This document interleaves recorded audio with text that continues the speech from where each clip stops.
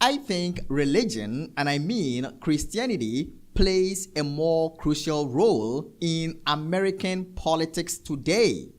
Kamala Harris went to church on her 60th birthday, and this is what she said. Okay, it's Sunday morning. It's Sunday morning. And I first of all, Pastor Brian, I want to thank you. You and I were reminiscing.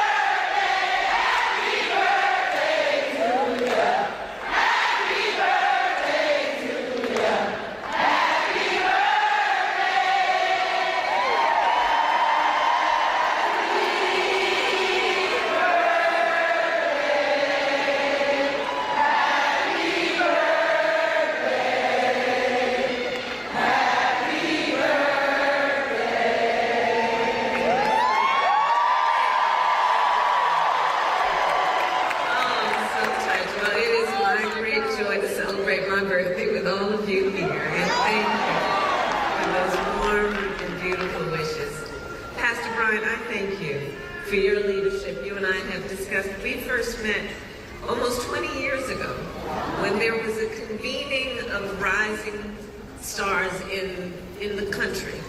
And we had conversations back then about how we thought of our role and responsibility to our country and our responsibility and duty as leaders. And it is so good to be with you this morning to celebrate what you have accomplished with this extraordinary congregation. And so I'm honored to be here. Thank you.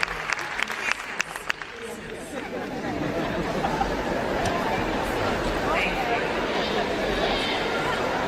So before I begin, I will address the tragic incident that happened yesterday at Sapelo Island when a dock collapsed during what was to be a joyful celebration of history and culture. And while we are still gathering information, we know that lives were lost and many were injured. And so my heart, as I know for all of us, goes out to those who were impacted. And I thank all the first responders who acted so quickly. And of course, our administration has been in touch with state and local officials to offer any needed support. And I know on behalf of all of us here that we pray for all of those who are affected.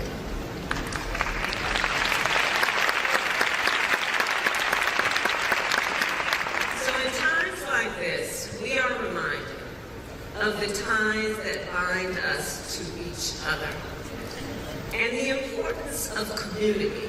The importance of community. And that is what I know New Life Church provides to so many people across Atlanta and beyond. And so, Pastor Brian, I thank you for your words and for your vision. And in this election season, I also thank you for the time you have spent traveling our country to encourage people to register and to vote.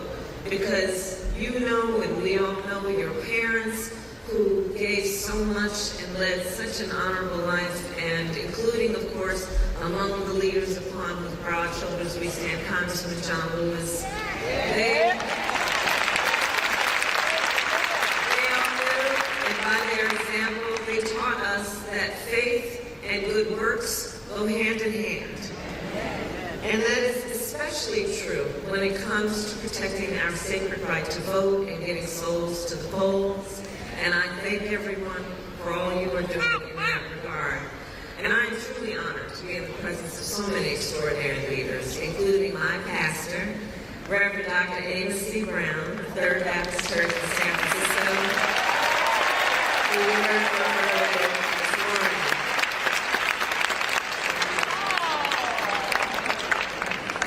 And his wisdom, Dr. Brown, has guided me and just been a source of comfort and solace for me for so many years.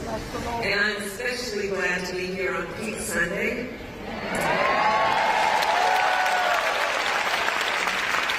And some of you may know my mother was a breast cancer researcher. She was one of the very few women, and fewer even women of color, who was engaged in studying breast cancer. And she had two goals in her life: to raise her two daughters, my sister Maya and me, and to end breast cancer. It was her life's work. And so today, of course, then has personal significance for me, just as I know it does for Pastor Brian and so many of you here. And so to everyone here today who knows what it means to support a loved one through a cancer diagnosis and treatment, and to those of you fighting your own battles, I'm holding you close in my heart and in my prayers. And I thank you for your courage and your strength. So all of this is to say it is so good to be here with everyone today and to worship with you. And on this day, then I am reminded with everything that we reflect on the parable from the Gospel of Luke.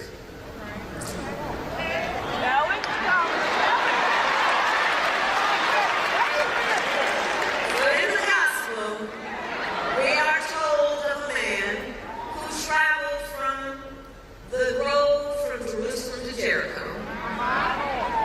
And while traveling, he was attacked by robbers. We remember he was beaten. He was bloodied. They left him for dead. He was someone that should just be passed on by, maybe with a glance of pity, but not more. So one person passed by, sees the man lying in his path, and walks around him, not wanting to be bothered or obstructed on the path that he decided to walk. A second man does the same. But then a Samaritan walks by.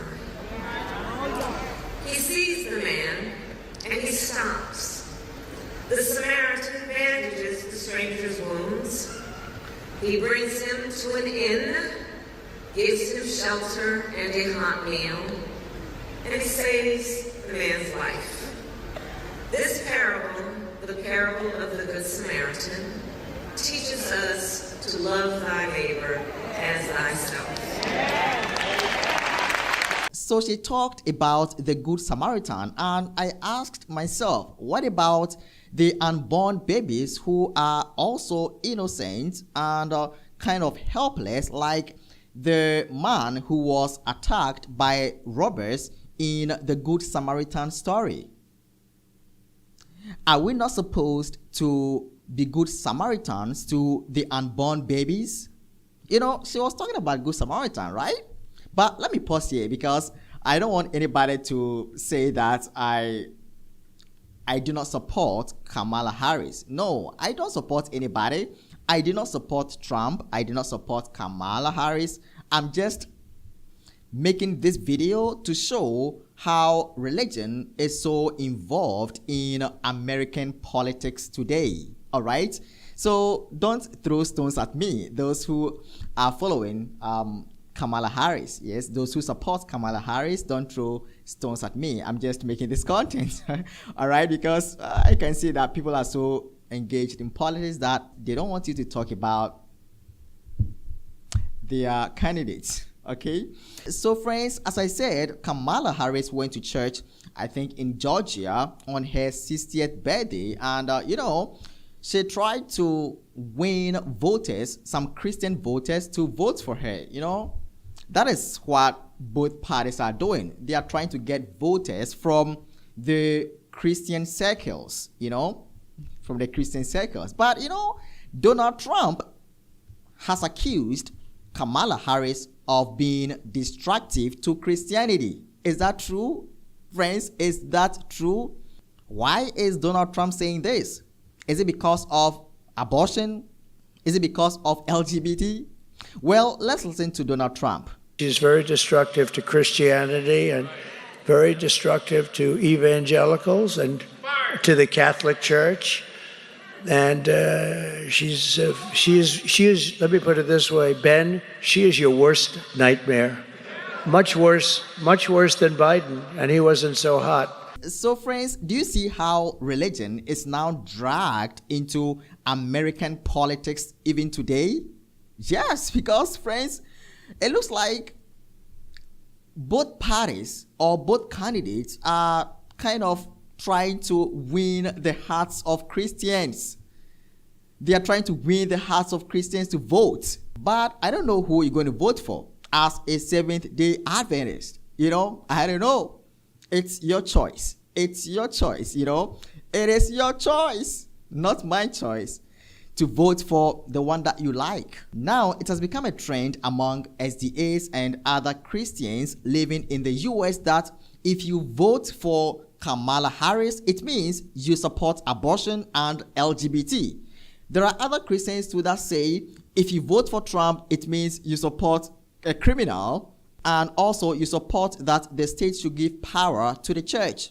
So, and other things too, yes, and other things, you know. So, Christians are just kind of confused. Let me say that. Let me use that word about who to vote for because of what is happening, friends. So, I don't know your stand right now as a Seventh-day Adventist. Are you going to vote for Trump or are you going to vote for Kamala Harris? Why are you going to vote for them? Are you being directed by God to vote for the person that you're going to vote for, or you are just going to vote following what they have been telling you? I believe Christians should not be so much involved in politics because, friends, this is something of the world. I will choose Jesus, you know, because he has better things for my life and for your life too. You know, not Kamala, not Trump, not anybody, friends. So, friends, this content or today's video was about how religion is heavily involved in American politics today, you know. It is really, really heavy, really, really involved, friends. And you cannot take religion out of American politics today. Who made it so? The politicians. They are trying to just bring together Christianity and politics. But we are told that the church and states should not join together. There must be a separation, right? So this is all that I had to share with you today.